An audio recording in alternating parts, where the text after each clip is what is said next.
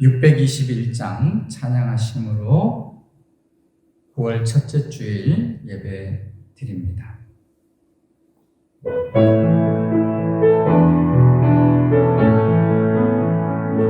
찬양하라 내 영혼아, 찬양하라 내 영혼아, 온 마음과 정성 다하여 주 찬양하라. 경배하라 내 영혼아, 경배하라 내 영혼아, 온 마음과 정성 다하여 주 경배하라.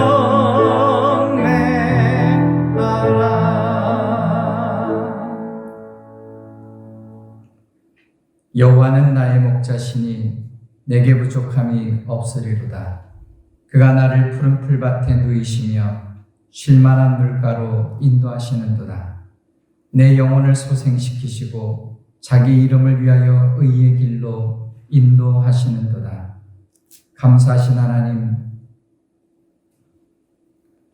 코로나라고 하는 이런 어려움 속에서도 하나님, 우리가 하나님 앞에 나와 예배할 수 있도록 인도하여 주신 것 감사합니다. 오늘도 예배하는 이 시간을 복되게 하시고 예배하는 심령들마다 가정들마다 은혜와 사랑으로 더딥혀 주옵소서. 이 예배 위에 함께 하시길 원하오며 우리를 원하신 예수 그리스도의 이름으로 기원하옵나이다. 아멘. 찬송가 28장 찬송합니다.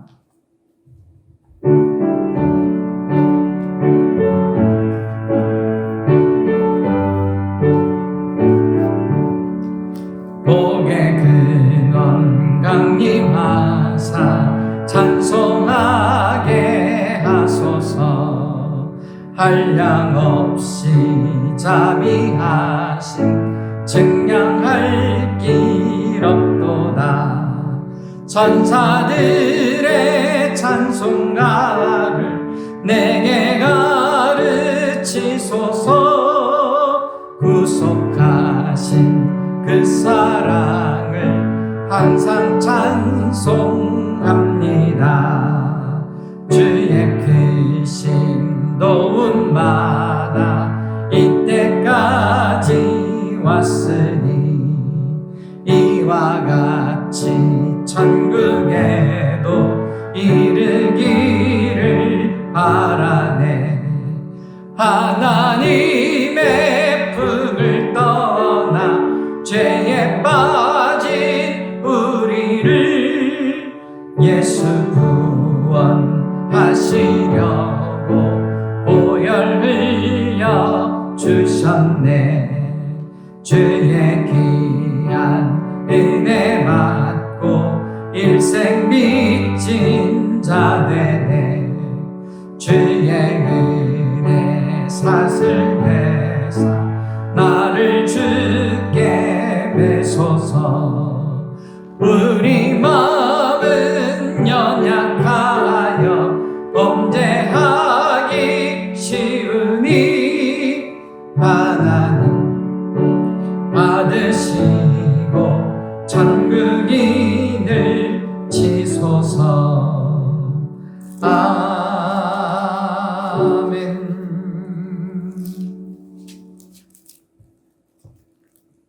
교동문 47번입니다. 여호와께 감사하고 그의 이름을 불러 아뢰며 그가 하는 일을 만민 중에 알게 할지어다. 그에게 노래하며 그를 찬양하며 그의 모든 기이한 일들을 말할지어다. 그의 거룩한 이름을 자랑하라. 여호와를 구하는 자들은 마음이 즐거울지로다. 여호와와 그의 능력을 구할지어다. 그의 얼굴을 항상 구할지어다. 그의 종 아브라함의 후손 곧 택하신 야곱의 자손 너희는 그가 행하신 기적과 그의 이적과 그의 입의 판단을 기억할지어다. 그는 여호와 우리 하나님이시라. 그의 판단이 온 땅에 있도다. 그는 그의 언약 곧 천대에 걸쳐 명령하신 말씀을 영원히 기억하셨으니 이것은 아브라함과 맺은 언약이고 이삭에게 하신 맹세이며 야곱에게 세우신 율례 곧 이스라엘에게 하신 영원한 언약이라. 이르시기를 내가 가나안 땅을 네게 주어 너희에게 할당된 소유가 되게 하리라 하셨도다. 아멘.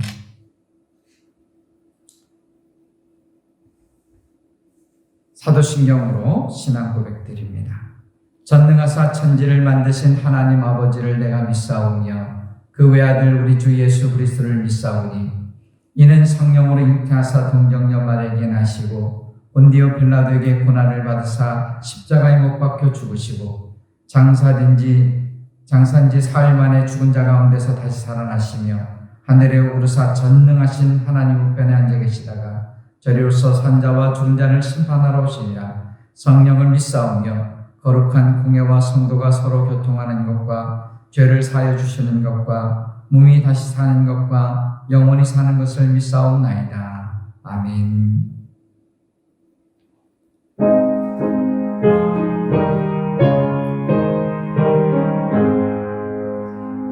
만복의 근원 하나님 온 백성 찬송 드리고 저 천사여 찬송하세.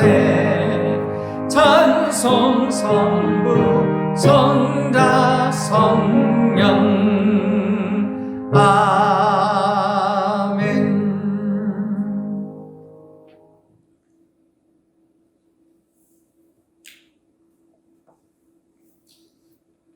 다 같이 기도드리겠습니다. 사랑의 하나님, 빛으로 오신 주님을 찬양합니다. 어둠에 빠져 빛으로 오신 주님을 알지 못하고 십자가에 못 박은 우리를 용서하여 주시고 하나님의 자녀로 불러주신 주님께 감사와 찬양을 드립니다. 지금 우리가 살고 있는 이 땅은 인간의 죄악으로 인해 교만과 탐욕으로 자연이 파괴되어 자연재해가 발생하고 바이러스로 인해 사람들이 죽어가고 있습니다. 주님 불쌍히 여겨주셔서 주님께로 회개하며 돌아오게 하여 주옵소서. 과학은 발전하여 살기 편해지고 있지만 만족함이 없이 행복함이 없이 공허해지고 있습니다. 인간의 욕심을 만족시키지 못하고 좀 더 가지길 원하고 다른 사람의 것을 빼앗아서라도 가지려는 탐욕이 가득하며 자신의 주장이 옳다는 아집에 빠진 시대가 되어가고 있음을 고백하며 이 시간 회개합니다. 교회의 머리 되신 예수님과 한 몸 되어 주님의 뜻대로 살아야 됨에도 나 자신의 생각이 주님의 생각인 것처럼 잘못된 때가 많았음을 회개합니다. 말씀을 통하여 기도를 통하여 주님의 뜻을 알아가게 하여 주옵시고 주님의 마음을 본받게 하여 주옵소서. 분열과 비판이 아니라 예수님 안에서 사랑으로 하나가 되게 하여 주옵소서.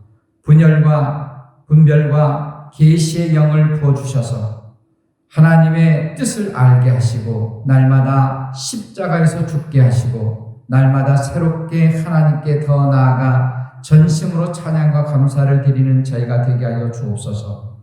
이 모든 것은 오직 주님의 은혜로만 가능하다는 것을 알고 있사오니 주님 저희를 만져주시고 은혜를 주셔서 어린 양의 인치심을 받는 신부가 되는 은혜를 내려 주옵소서. 주님 코로나19로 인해 태풍으로 인해 물질적으로나 건강의 악화로 인해 어려움을 겪는 우리의 이웃들을 불쌍히 여겨 주시고 위로하여 주옵소서. 양극화로 분열된 이 땅을 회복시켜 주시옵소서. 이 일련의 사건들을 통해서 주님의 음성을 듣고 회개하며 주님께로 돌아오는 일들이 일어나게 하여 주옵소서. 주님, 지난 아버지 시간들을 통해서 우리를 보호해 주심을 감사합니다. 이제 새롭게 시작된 새 학기, 2학기가 시작되었습니다. 하나님 아버지, 모든 학생들 학교에서도 아버지 공부를 열심히 하고 함께 해야 하나 학교에 온전히 나가지 못하는 이 지경에 이르러 있습니다. 하나님 역사해 주시고 모든 것들이 회복되는 역사 있게 하여 주옵소서. 하나님, 이제 아버지 시험을 앞두고 있는 고3 수험생들, 그리고 각종 공무원 시험을 준비하는 이들 위해 함께 하여 주셔서 아버지 그들의 지혜와 명철을 다해 주셔서 그들이 온전히 하나님의 은혜 가운데서 잘 준비하여 좋은 성적 낼 수 있도록 도와주시옵소서. 하나님, 시간도 말씀을 증거할 때 하나님 영육간의 강건함을 더듬혀 주셔서 전하는 이나 아버지 받는 이가 함께 하나님 앞에만 영광 돌릴 수 있도록 도와주시고 역사해 주옵소서. 또한 성령님께서 함께 하셔서 이 말씀 가운데 아버지 증거될 때 우리의 마음이, 우리의 귀가 열려져서 하나님 말씀을 아멘으로 화답하게 하옵소서. 감사하오며 우리를 원하신 예수 그리스도의 이름으로 기도드리옵나이다. 아멘.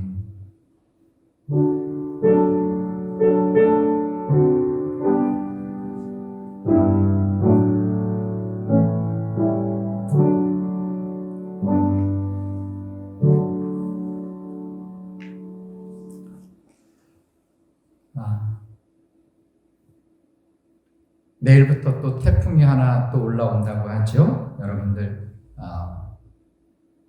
잘 모든 이런 자연재해에서도 잘 이겨낼 수 있도록 준비 단단히 하시고 이겨낼 수 있기를 바랍니다. 다른 광고들은 주보 잘 살펴서 같이 보시고요. 지난 8월 달에는 신용섭 권사님, 조경선 권사님께서 손주를 얻으셨습니다. 그리고 3일 전에는 한숙형 집사님께서 손주를 또 얻으셨습니다. 또 한 가지 안타까운 것은 우리 신명자 집사님 어머님께서 지난 주간에 하나님의 부르심을 받았습니다. 하나님의 위로하심과 그리고 사랑이 함께하기를 바랍니다. 여러분께서도 함께 위로하여 주시고 또 같이 서로 사랑하는 마음을 나눠주시기를 바랍니다. 433장 찬송 드리겠습니다.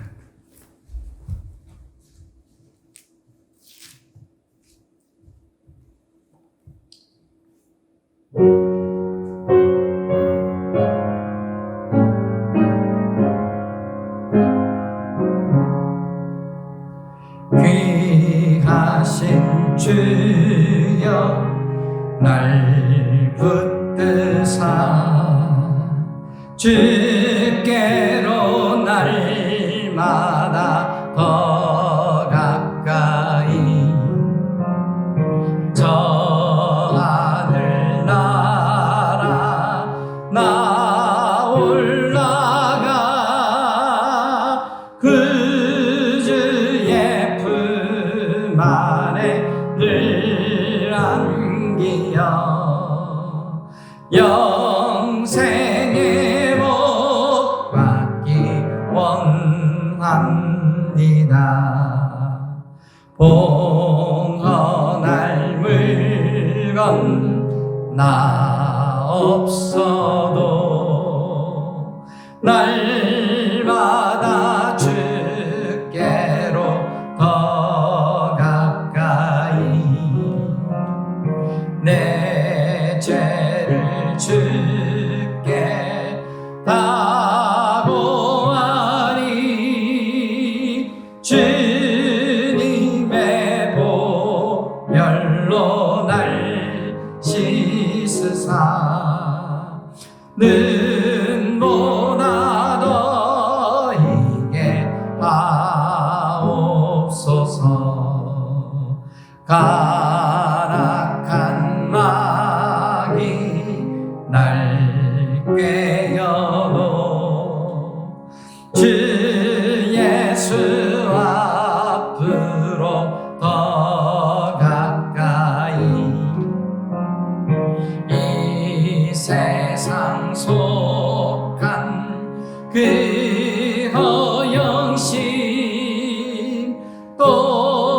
순수한 생각을 다 버리니 정결한 마음 내게 늘 주소서. 이 세상 내가 살 동안에 주께로 날마다 더 가까이 저 배는 천국 나 들어가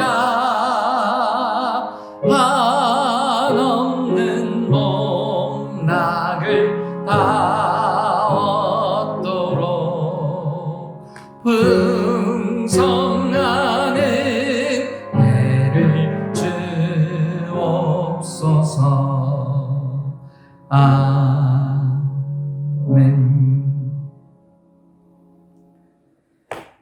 하나님 말씀은 마태복음 20장 20절로 28절까지 말씀입니다.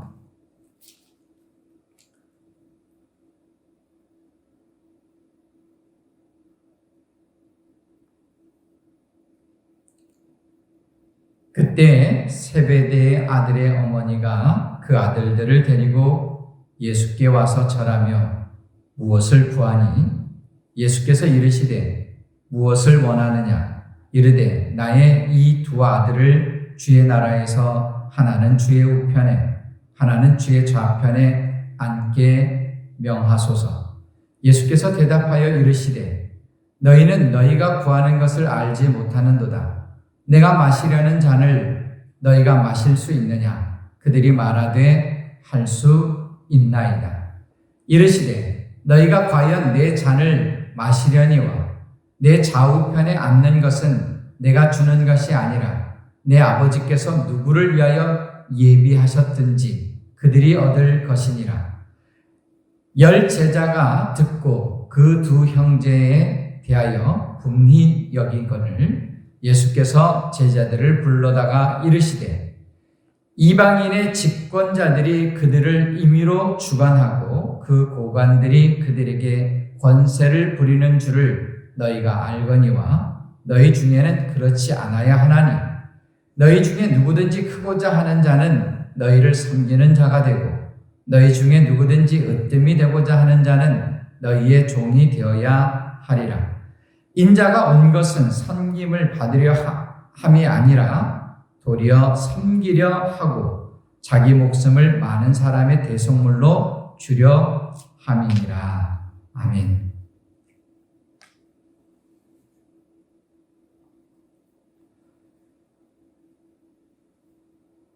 오늘 말씀은 내가 마실 잔이라고 하는 제목으로 나누고자 합니다. 이렇게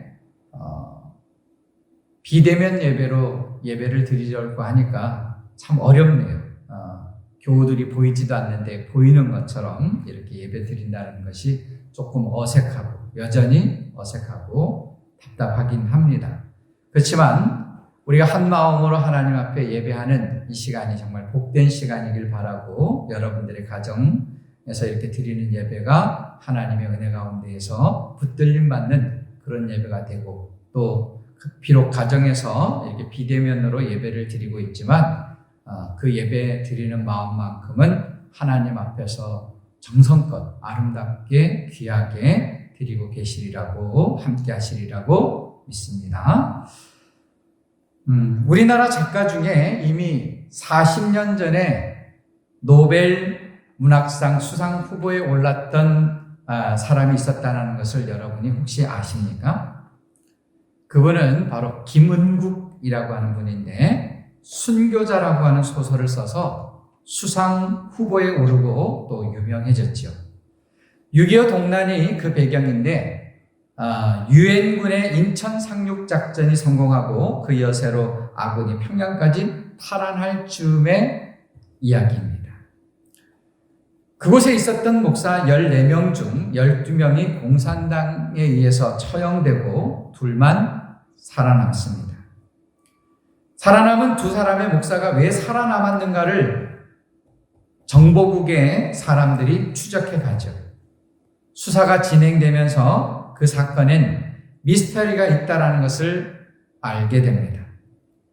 정신병자가 된 한 목사는 제외하고라도 주인공격인 신 목사는 처형 현장에 있었다는 사실을 부인하다가 나중에야 그 자리에 있었다는 것을 시인합니다. 당연히 수사관들의 의혹과 분노를 사게 되고 결국 배교자로 낙인이 찍히죠. 물론 신 목사 자신도 그 12명의 목사들이 순교했음을 증언했고 자신은 구차히 살아남았음을 고백합니다. 그러나 반전이 일어나는데 사실은 사건 전체가 정반대로 벌어졌다는 것이 인민군 포로에 의해서 나중에 밝혀집니다. 즉 12명의 목사들은 살아남기 위해서 하나님을 부인하고 서로 비난하는 가운데 추태를 보이다가 죽어갔고 여기 살아남은 이 신목사야말로 끝까지 신앙의 절개를 지켰다라는 거죠. 살아남은 이 신목사는 그곳의 교회와 성도들을 생각하지 않을 수 없었고 또 그래서 자기가 배교자가 되기로 하고 죽은 12명의 목사들을 순교자로 만들었다라는 거예요. 여러 생각을 하게 하는 작품인데 이와 비슷한 작품이 일본에도 있었죠. 엔도 슈샤쿠의 침묵이라고 하는 소설입니다. 침묵은 엔도 슈샤쿠가 1966년에 발표한 작품인데 일본의 개화기인 17세기가 배경이 되어 있습니다. 어느 날 로마 교황청에 한 가지 보고가 들어옵니다. 포르투갈 예수회에서 일본에 파견한 페레이라고 하는 신부가 하나님을 부인하면서 배교했다라는 보고죠. 그래서 교황청에서는 그 사실 여부를 확인하기 위해서 페레이 신부의 제자인 로드리고 신부를 일본에 보냅니다. 로드리고 역시 우여곡절 끝에 일본 땅을 밟게 되고 도착해서 한참 만에야 진짜 배교자가 된 페레이 신부를 만나게 됩니다. 그런데 페레이 신부에게 있었던 박해가 로드리고 신부에게도 똑같이 닥쳐요. 그리고 마지막엔 그 자신도 구리판으로 만든 예수님의 얼굴을 밟고 지나가면서 배교자가 됩니다. 결국 두 신부 다 일본 땅에서 박해자들이 지명해준 여자와 결혼을 하고 집도 하사받으면서 일본인으로 살아간다라고 하는 이야기예요. 물론 여기서 주는 이야기가 결론적인 것은 또 다른 이야기가 있지만 어쨌든 그 내용 속에서는 그렇게 되어 있습니다. 김은국 씨와 엔도 슈샤쿠의 작품은 둘 다 실화가 바탕이 되었다라는 것과 그리고 출판 당시 기독교계의 금서가 되었다는 점 외에도 또 하나의 공통점이 있습니다. 뭐냐면 당시에 팽배해 있던 기독교인들의 대체적인 생각에 대해서 의문을 제기했다라는 거죠. 즉 당시만 해도 크리스찬은 어떤 상황에도 믿음을 지켜야 되고 그럴 수 없을 때엔 장렬하게 순교해야 한다는 게 기존의 생각이었는데 그 틀의 이해를 제기한 거예요. 사실 이 작품들은 평론가적인 자세한 해설을 덧붙여야 하지만 그 내용을 제대로 이해할 수 있을 만큼 난해합니다. 그렇게 많은 문제를 담고 있는데 그 모든 것을 쉽게 표현하자면 이래요. 모든 상황이 그렇게 만만치만은 않다라는 거죠. 누구든지 배교와 순교 사이에서 선택을 강요받는 상황은 올 수 있는데 그때의 갈등이 선하냐 악하냐 그리고 어쩔 수 없이 배교하면서도 마음 아파하는 그 모든 상황들을 단선적으로 이렇다 저렇다 또는 옳다 그르다 쉽게 판정 내리기는 만만치 않다라는 거죠. 오늘날로 얘기하면 오래도록 교회에 나오지도 아니하고 크리스찬으로 세상적인 방법으로 사업을 해나가면서 겪는 갈등 또는 직장 생활하면서 동료들과 이런저런 자리에 회동할 수도 있겠지요. 그런 믿지 않는 사람들과 섞여 사는 모습을 보면서 타락하고 배교했다고 우리가 단정할 수 있겠는가? 그것들은 그리 단순한 문제가 아니라는 거예요. 즉, 그런 삶이 이렇다 저렇다 진짜 크리스천이다 아니다 단정하기엔 모든 상황들이 만만치 않다는 것입니다. 때로는 교회를 아주 떠나거나 또는 극단적인 모습 속에서 스스로 목숨을 끊는 사람을 보면서 그를 판단하고 정죄하기보다는 그 모든 정황을 볼 때 하나님께서 그를 오히려 하나님께서 좀 받아달라고 기도해주고 싶은 사람도 있는 법이에요. 이런 미묘하고도 간단치 않은 상황 속에서 과연 우리 믿는 이들은 어떻게 살아가야 할까요? 어떻게 하면 이런 쉽지 않는 상황을 돌파해 낼 수 있을까요? 이것이 오늘 우리가 나누려고 하는 이야기입니다. 말씀 가운데 은혜가 있으시길 주님의 이름으로 축원합니다. 오늘 우리가 읽은 본문에는 한 여인이 등장하죠. 세베대의 아들의 어머니, 이렇게 복잡하게 소개했는데 세베대의 아들의 어머니, 즉 세베대라고 하는 사람의 부인이라고 하는, 아내라고 하는 말이겠죠. 이 여인이 예수님께 나와 자기 두 아들을 부탁합니다.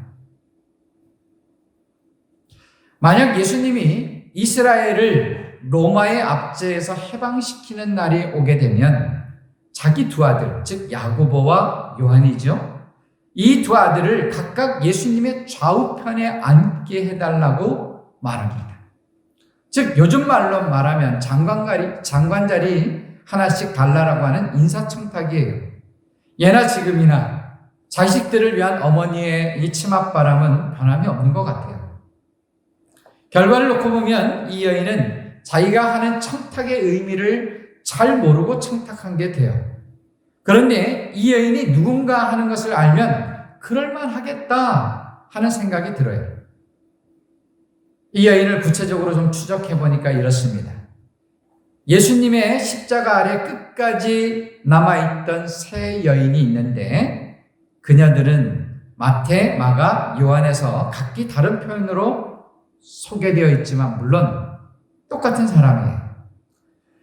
그 사람은 한 사람은 막달라 마리아고 또 한 사람은 야고보와 요셉의 어머니 마리아였고 마지막 한 사람은 오늘의 주인공인 세베대의 아들들의 어머니였습니다. 그리고 요한복음 19장 25절에 보면 그녀가 예수님의 어머니 마리아와 자매라고 하는 사실이 나오고 이름은 살로메라고 나와 있습니다. 그러니까 종합해서 보면 세베대의 아들들인 야고보와 요한은 예수님과는 이종 사촌간이고 지금 청탁을 하는 그 여인 살로메는 바로 예수님의 이모인 거죠. 그러니까 지금 이모가 조카한테 청탁을 하는 건데 어떻게 이모가 조카한테 그런 정도 부탁도 못하겠습니까? 인간적으로 충분히 이해가 가고도 남는 거죠. 그러나 우리가 잘 알듯이 예수님이 건설하려고 하는 나라는 이 세상의 나라가 아니었어요. 따라서 그녀의 청탁은 시작부터가 어긋나 있었던 것이고 심지어는 당사자인 야고보와 요한조차도 나중에야 그 나라가 어떤 나라인지 알게 됩니다. 오늘 본문에 보면 살로메의 이런 청탁을 받고 예수님은 야고보와 요한 형제에게 오히려 대묻지요. 내가 마시려는 잔을 너희도 마실 수 있느냐? 그렇게 물었더니 예, 그럴 수 있습니다 라고 대답합니다. 그때 예수님은 그 마실 잔이 어떤 건지 그리고 주시는 이가 누구신지 설명하시고는 오늘 얘기가 끝이 납니다. 그리고 그 이후의 일이 어떻게 진행되었는지 우리는 성경을 통해서 알게 되죠. 오랜 시간 후 예수님이 고난받으시고 죽으시고 부활 승천하신 후에 보내신 성령을 받고야 그 둘은 비로소 자기들이 마실 잔이 무엇인지를 알고 각각 자기의 길을 떠나게 됩니다. 먼저 우리가 살펴볼 것은 두 형제의 행보예요. 그들은 형제지만 그 가는 길은 사뭇 달랐습니다. 이들이 마신 잔이 어떤 것인지 알면 우리의 문제도 자연스럽게 풀릴 것이에요. 먼저 형인 야고보는 사도 중에 최초의 순교자가 됩니다. 사도행전 12장 1절과 2절에 보면 그 내용을 알려주고 있죠. 그때에 헤로당이 손을 들어 교회 중에서 몇 사람을 해하려 하여 요한의 형제 야고보를 칼로 죽이니. 지금 전통적으로 내려온 유대교가 이상한 종교 집단에 의해서 위태롭게 되었어요. 가만두어서는 안 되겠다 싶어서 기독교 지도자 중에 몇몇을 좀 잡아 죽이려고 했는데 그 중에 야고보가 가장 먼저 희생된 것입니다. 이 사건이 중요한 이유는 바로 이 일 뒤에 이 그리스도교, 즉 기독교는 박해를 피해서 지하로 또는 세계로 흩어지게 됩니다. 예루살렘 안에만 머물러 있던 기독교가 이 야고보의 죽음 이후에 여러 곳으로 흩어지고 그것은 자연스레 유대와 사마리아와 먼 이방에까지 복음이 전해지는 계기가 됩니다. 야고보는 그렇게 초대교회의 모든 성도들에게 몸으로 복음을 보여주었습니다. 단 한 번의 사건으로 기독교가 만방에 퍼져나가는 역사를 이루게 되었다는 거예요. 그의 생애는 비록 짧았지만 격동적이고 열정적이었습니다. 그야말로 굵고 짧은 생으로서 하나님 나라의 확장에 공헌한 모습이었습니다. 어찌 보면 좀 더 살아서 좀 더 큰 일을 할 수 있었을 텐데 그는 자기 나름의 잔을 마시고 죽음을 맞았습니다. 동생 요한은 형 야고보와는 참 달랐죠. 그는 90세가 넘도록 장수했습니다. 그래서 노구에는 반모섬으로 유배돼서 거기서 요한복음과 요한계시록을 남기죠. 요즘은 장수가 축복이지만 사실 당시 요한의 입장에서 보면 오래 사는 것이 결코 축복만은 아니었을 거예요. 한번 생각해 보세요. 그는 제자 중에 가장 어린 자였습니다. 형님들은 다 순교했어요. 야고보와 베드로와 바울 그리고 의심 많던 도마까지도 인도에 가서 순교했어요. 그런 마당에 백수를 바라보며 살았다라고 하는 것은 어쩌면 수치면 수치지 자랑할 만한 일이 못 되었습니다. 그러나 그는 자기에게 주어진 잔을 충실히 마시며 한 생애를 살아냈어요. 사실 요한이 맘만 먹었다면 그 역시 순교할 수도 있지 않았겠습니까? 형님 잡혀갈 때 나도 붙잡아 가시오. 그러면서 순교자의 반열에 오를 수도 있었습니다. 그럼에도 불구하고 그는 평생 교회를 지키면서 믿음의 투쟁을 해나갔습니다. 매일매일 성실하게 살면서 주님의 나라를 조금씩 확장해 나갔던 거죠. 그리고 말년에는 남은 형제들의 훈련을 위해서 성경을 하나씩 기록해 놓았습니다. 이 두 형제가 마셨던 잔, 두 형제가 걸어갔던 십자가의 길은 서로 달랐지만 둘 다 복음을 견고하게 하고 또 주님의 나라를 확장시켰다는 점에선 하나도 다를 게 없습니다. 오늘 제가 여러분에게 강조하고 싶은 것도 이것입니다. 굵고 짧고 격동적이고 순교적인 삶도 영광스러운 삶이지만 반대로 하루하루 주어진 일을 해나가면서 성실하게 살아내는 것도 칭찬받아 마땅한 일이라는 거예요. 사실 우리는 이런 문제 때문에 괴로워하죠. 먹고 사는 게 힘들어서 자녀들 때문에 또는 당장 치르지 않으면 안 될 그런 일들 때문에 격동적으로 살지 못하는 것에 대해서 그런 것들 때문에 격동적으로 살지 못하는 것 때문에 죄책감을 느낍니다. 여러분의 기도를 들어보면 그런 후회와 회한의 기도가 많아요. 누구는 그렇지 않겠습니까? 그러나 주님이 제시한 길은 한 가지가 아니라는 거예요. 우리의 모든 삶 속에서 주님은 우리에게 닥칠 매일매일의 잔을 마시기를 원하십니다. 다만 어떤 형편에 처하든지 십자가를 잊지 아니하고 말씀 속에서 희생하는 자세, 그게 우리에게 제시하신 삶입니다. 그게 바로 우리가 마셔야 할 잔이에요.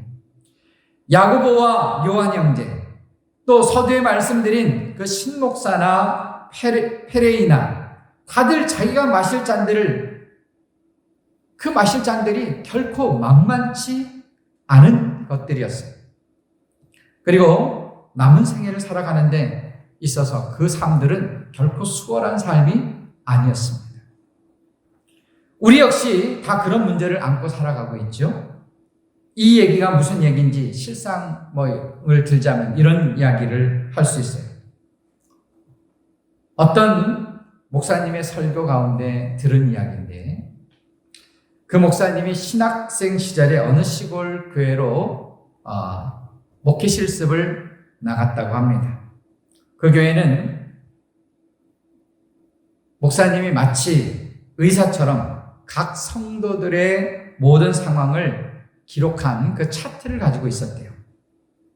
그리고 그것은 실습 나온 이 신학생인 이분에게, 이 신학생에게 보여주면서 교회에 안 나오는 성도들을 향해서 안타까워하는 게 몹시 정말 분개할 정도로 그렇게 하시더래요. 안타까운 정도가 아니라 아예 분개를 하더라는 거죠. 그 내용이 이랬대요. 어느 집사의 차트를 펼쳤는데 주일에 몇 번 결석한 상황이 나오고 그 아래 따라가서 이렇게 또 보니까 굵고 빨간 사인펜으로 이렇게 썼더래요. 타락. 그리고 또 어떤 성도는 그 교회 다니다가 다른 교회로 간 사람이라고 설명해 주면서 맨 아래쪽에는 배교 이렇게 써두었다라는 거예요. 그렇게 따지면 우리 중에는 얼마나 많은 타락자와 얼마나 많은 배교자가 있습니까? 여러분, 이게 말이 됩니까? 만약에 그렇게 주일 몇 번 빠지고 다른 교회 갔다고 해서 타락 또는 배교라고 한다면 우리 중에 타락하지 아니하고 배교하지 않은 사람이 어디에 있겠어요? 그런 논리로 보면 신목사나 페레이나 로드리고나 심지어는 한때 예수님을 부인했던 베드로조차도 다 배교자인 거죠. 우리 상황은 그렇게 간단 명료하지가 않아요. 사실을 알고 나면 문제가 그리 단순하지 않습니다. 함부로 어느 잣대로 판단당하는 게 억울할 때가 많죠. 사실 우리라고 왜 사도들처럼 우리 앞에 주어진 잔을 마시고 싶지 않겠습니까? 우리라고 왜 십자가의 길을 걷고 싶지 않겠습니까? 하지만 우리는 우리를 잘 알잖아요. 맨날 결심해도 맨날 쓰러지잖아요. 계획을 세워도 작심삼일될 때가 한두 번이 아니잖아요.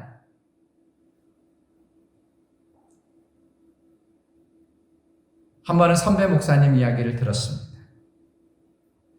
그 선배 목사님이 하루는 금요 기도회 시간이었는데 그 시간이 다 되어가는데 교인들이 한 명도 안 오더래요. 그래서 가장 가까운 학교 후배이기도 하고 그 교회 집사이기도 한 분에게 전화를 걸어가지고 왜 금요일인데 교회 안 오냐고 이렇게 말을 했더니 그 후배인 집사가 막 짜증을 내더래요. 왜 나한테만 그렇게 다그치냐. 오늘 안 나간다고. 심지어는 아주 어긋장을 놓더래요. 사실 제일 편해서 그랬던 건데 이 집사한테 그런 대접을 받고 나니까 너무 섭섭하고 마음이 아파서 많이 우셨답니다. 여러분, 우리들은 다 그런 사람들이에요. 사실 성도로서는 금요 기도에 한 번 안 나가는 게 뭐 그렇게 대단하겠어요? 아니, 거꾸로 우리 성도로서 금요 기도에 한 번 나가는 게 그렇게 만만한 줄 아십니까? 그런데 그거 한 번으로 어떻다 판단받는 게 얼마나 무리입니까?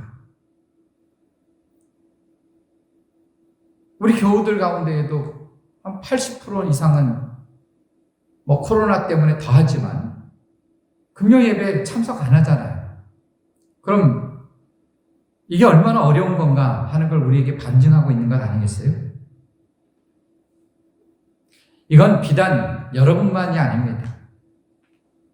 목사가 되어서도 마찬가지예요. 매일 적어도 1시간씩 기도해야지 마음 먹고 기도해보면 몇 분 지나지 않아서 기도할 게 없을 때가 있습니다. 설교도 좀 더 일찍 준비해야지 하면서도 주말이 되어서야 발등에 떨어진 불처럼 서두릅니다. 좀 더 부지런해져야지.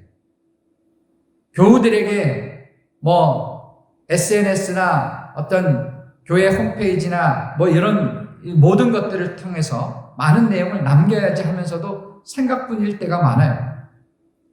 사실은 사랑한다 말하지만 그 사랑은 립 서비스에 불과할 때가 많이 있습니다.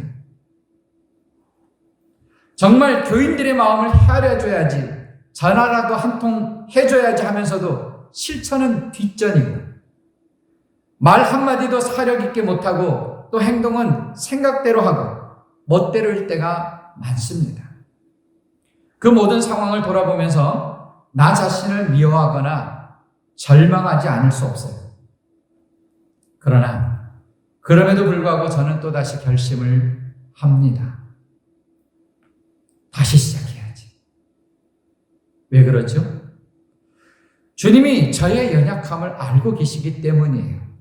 우리 주님은 쉽사리 중간평가를 하는 분이 아니니까요. 여러분들도 그렇죠? 오늘부터 말씀 묵상해야지, 기도해야지, 성경 읽어야지 결심하고서도 잘 안 되죠? 그동안 소원했던 사람과 좀 화해해야지, 잘해 주어야지 하면서도 마음뿐인 경우가 얼마나 많습니까? 봉사하는 것도 기쁘고 즐겁게 해야지 하면서도 사람을 보면 그런 마음이 안 드는 때가 얼마나 있습니까? 그래서 매일 후회밖에는 할 일이 없을 때가 많이 있잖아요. 그런데 여러분, 어떠냐면 우리 주님은 그걸 아시고 계시다라는 거예요. 우리가 연약하다는 것을 너무나 잘 알고 계세요. 우리 각자의 잔을 마시는 게 쉽지 않은 거죠. 그렇기 때문에 이런 시점에서 우리가 해야 할 일은 그 낙심과 한탄 속에서도 또다시 시도해 보는 겁니다. 그러면 되는 거예요. 또 쓰러지더라도 일어나고 또 부여잡는 겁니다. 주님은 바로 그런 것을 원하고 계시는 거예요. 바로 그런 것 때문에 십자가를 지신 거죠. 그리스도를 잊지 말고 조금씩 나아지면 되는 겁니다. 때로는 정말 우리가 마음이 지쳐 기도 못할 때가 있는 것도 주님께서는 아세요. 그래도 여러분, 성령께서 우리를 위해 말할 수 없는 탄식으로 기도하고 계시다라는 것을 기억하시고 다시 일어나시기를 바랍니다. 그 모습이 바로 우리가 마셔야 될 잔이에요. 그것이 바로 이 어려운 상황 속에서도 믿는 그런 사람으로서 살아가는 우리의 모습입니다. 그러니까 여러분 각자 자기 자신에게 격려해 주십시오. 용기를 심어주시라는 말이에요. 그래, 괜찮다. 다시 일어나자. 이번에도 승리하리라고 하는 보장은 없지만 그래도 다시 시작해보자. 그게 바로 우리가 마실 잔입니다. 사업하는 것, 때로는 직장 생활하는 것, 외롭게 공부하는 것, 이런 모든 것들이 얼마나 힘드십니까? 하지만 다시 기억하세요. 주님이 여러분의 상황을 잘 알고 계십니다. 그리고 제가 늘 기도하듯이 주님은 그 모든 것들을 아시기 때문에 여러분의 눈에서 눈물을 닦아주시고 여러분의 가슴 속에 응어러진 한숨을 거둬 가신답니다. 그러니 다시 일어나서 용기 있게 여러분의 길을 걸어가시기 바랍니다. 그러면 언젠가 여러분도 야고보, 요한처럼 또는 예수님처럼 여러분 앞에 놓여진 여러분의 잔을 마실 수 있고 각자의 십자가를 지게 될 수 있을 것입니다. 그렇게 될 때까지 하루하루 조금씩 진보해 나가는 것, 그게 바로 우리가 마땅히 할 일이고 우리가 마셔야 할 잔입니다. 이런 은혜 가운데 하루하루 승리해 나가시는 저와 여러분의 삶이 되시기를 우리 주 예수 그리스도의 이름으로 축원합니다. 기도하겠습니다.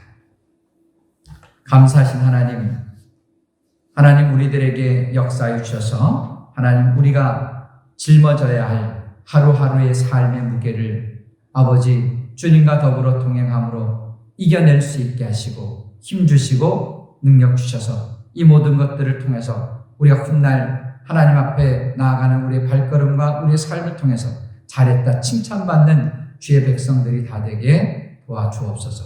주께서 함께 하시길 원하오며 예수님 이름으로 기도드리옵나이다. 아멘. 263장 찬양하겠습니다.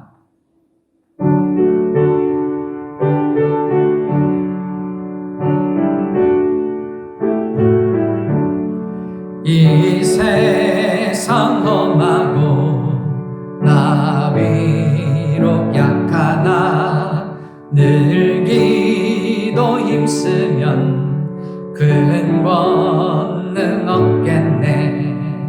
주의 은혜로 대속받아서 비와 같이 붉은 죄는 같이 이겠네. 주님의 권능은 한없이 크오니 돌 같은 내 마음 곧 녹여주소서. 주의 은혜로 대속하여서 위와 같이 붉은 죄는 같이 이겠네. 내 마음이 약하여 늘 넘어지오니 주 예수 힘주사 굳세게 하소서. 주의 은혜로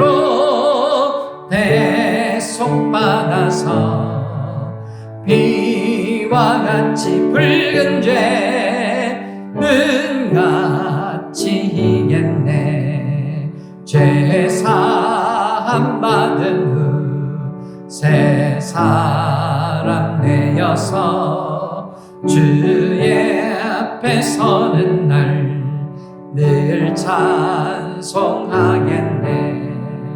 주의 은혜로 대속받아서 비와 같이 붉은 죄는 같이 이겠네. 아멘.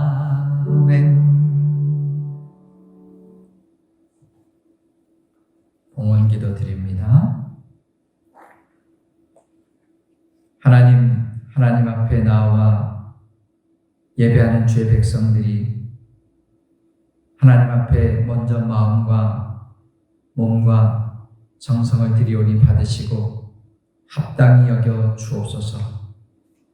하나님 앞에 나오며 주님의 것으로 구별하여 드리는 11절 위에 함께하사 하늘의 것으로 채워주시고 하나님께서 선지자를 통하여 약속하신 대로 차고 흔들어 넘치게 하여 주시옵소서. 감사 예물을 드리는 손길들마다 복되게 하여 주셔서 감사가 또 다른 감사를 낳으며 그 삶이 더욱더 하나님 앞에서 더욱더 귀하고 아름답고 그리고 더 풍성해질 수 있도록 도와주옵소서. 하나님, 어떤 이는 아버지 아픔을 딛고 그 가운데서 드린 예물도 있습니다. 더욱더 크게 여기시고 하나님 위로하여 주시고 하늘 권세와 은혜로 거듭혀 주시옵소서. 하나님 앞에 선교헌금을 드린 손길들 위해 함께 하셔서 아버지 그 헌금이 많은 복음이 전해지는 곳에 함께 쓰여지게 하시고 하나님 나라가 확장되고 세워지는 일에 쓰여지게 하여 주옵소서. 하나님 앞에 또 드리는 건축 예물 주님 기억하여 주셔서 하나님 나라가 치어져 가고 또 하나님의 성전이 새로워지고 건설되는 데에 하나님 아버지 쓰여지게 하실 뿐만 아니라 그 삶이 하나님 앞에서 귀하고 아름답게 세워지고 다듬어질 수 있도록 도와주시옵소서. 하나님 앞에 또한 평생 헌금을 드린 손길들이 있습니다. 하나님 역사해 주셔서 그 영혼이 하나님 앞에 온전히 붙들림 받으며 하나님 앞에 온전히 이끌림 받는 심령 될 수 있도록 도와주시고 역사하여 주시옵소서. 하나님 앞에 주일 헌금을 드리며 주정 헌금을 드린 손길들 위해 함께 하셔서 아버지의 빈손 들지 아니한 그 손이 복된 손길이 되게 하시사 꾸어줄지언정 꾸지 않는 손들이 되게 하여 주옵소서. 주께서 함께 하시길 원하오며 하나님 이 모든 예물이 또한 쓰여지고 아버지 사용되는 모든 곳에서 하나님의 나라가 확장되고 세워지며 복음의 아름다운 역사들이 일어나게 하여 주시기를 간절히 바라고 원하오며 우리를 원하신 예수 그리스도의 이름으로 기도드리옵나이다. 아멘. 교우들 모든 가정에 하나님의 사랑과 은혜가 넘쳐나기를 바라고요. 교우들끼리 우리 가족들끼리 서로 인사합니다. 사랑합니다. 환영합니다. 고맙습니다. 네, 축도함으로 오늘 예배 마치겠습니다. 이제는 우리 주 예수 그리스도의 은혜와 아버지 하나님의 극진하신 사랑하심과 성령님의 감동, 감화, 교통, 역사심의 은총이 이제 하나님께서 우리에게 주신 그 잔들을 우리의 삶들을 받아들이며 그 가운데에서 최선을 다하여 하나님의 진실한 백성으로 살아내기를 원하며 맡겨진 일들을 감당해내기를 원하는 주의 모든 백성들 머리 위에와 그 사랑하는 가족들과 그 사랑하는 아버지, 자녀들, 자손들 위에와 그리고 모든 생업들 위에와 이 교회 위에와 나라와 민족 위에 영원토록 함께하여 주시옵기를 간절히 축원하옵나이다. 아멘.